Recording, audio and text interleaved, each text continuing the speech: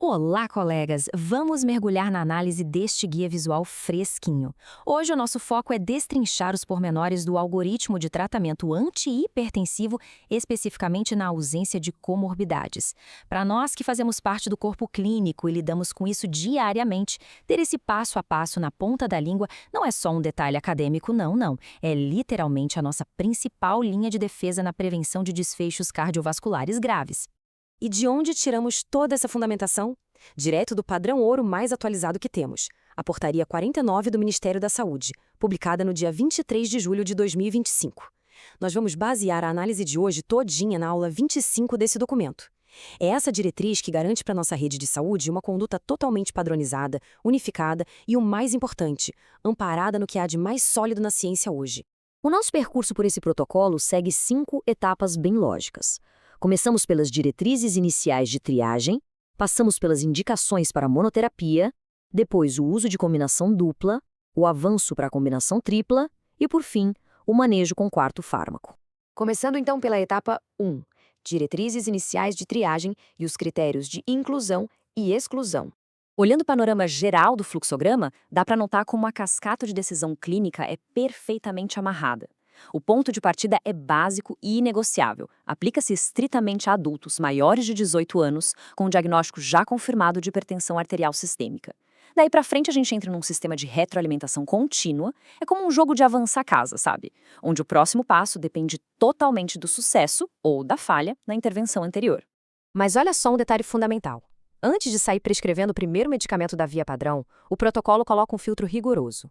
O paciente tem diagnóstico concomitante de doença arterial coronariana, doença renal crônica, insuficiência cardíaca com fração de ejeção reduzida ou fibrilação atrial. Se a resposta for sim para qualquer uma dessas 4 condições, o freio de mão é puxado.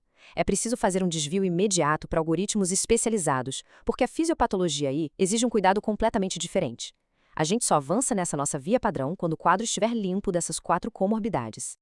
Avançando para a seção 2, indicações para monoterapia e a avaliação do risco cardiovascular.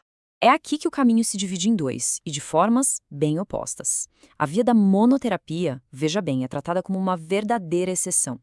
Ela fica reservada unicamente para aqueles pacientes com hipertensão grau 1 e um risco cardiovascular baixo, ou então para idosos classificados como frágeis. Acabou aí.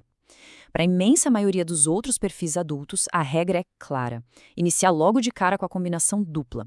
O que dita essa agressividade na medida certa é justamente uma estratificação de risco impecável lá no início. Começou o tratamento? Ótimo! Agora, o algoritmo impõe aquele nosso já conhecido loop obrigatório de reavaliação. A pergunta de $1 milhão é: o paciente alcançou a meta terapêutica? Se sim, perfeito! A conduta é cristalina, manter o esquema. Mas se a resposta for não, o protocolo exige uma escalada farmacológica imediata. Nada de inércia clínica aqui, hein? O que nos leva direto à seção 3, uso de combinação dupla e a sua base farmacológica. Essa combinação dupla não é feita na base do chute, não.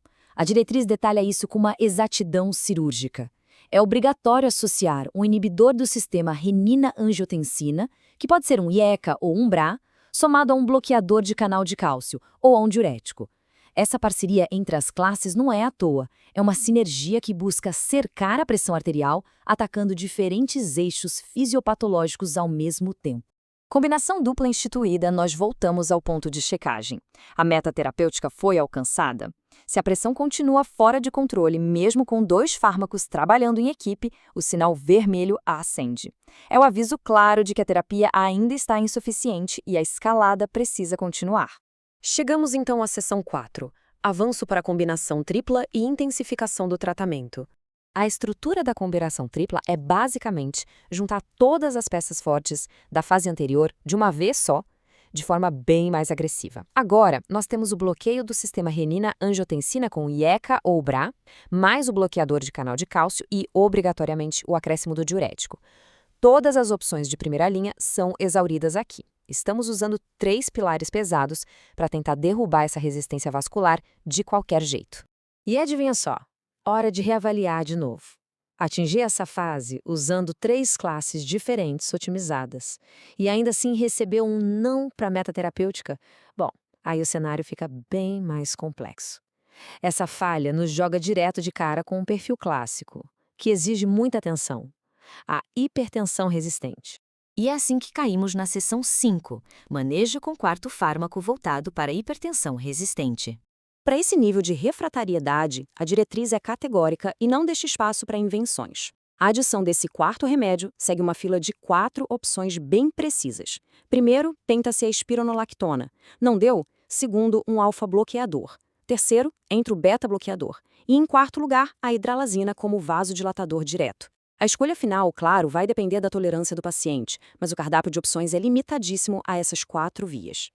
Resumindo a ópera, desde o comecinho da triagem até a prescrição de um quarto fármaco, o objetivo central é um só: alcançar a bendita meta terapêutica com muita segurança, mitigando qualquer risco para o paciente e, acima de tudo, fugindo da inércia terapêutica. O rigor dessa portaria 49 existe justamente para proteger o paciente a cada novo degrau. E aí, fica a reflexão para a gente encerrar. Será que no meio daquela correria absurda dos nossos ambulatórios, a nossa prática clínica tem de fato respeitado o rigor cirúrgico de cada uma dessas etapas de checagem? Fica aí o pensamento.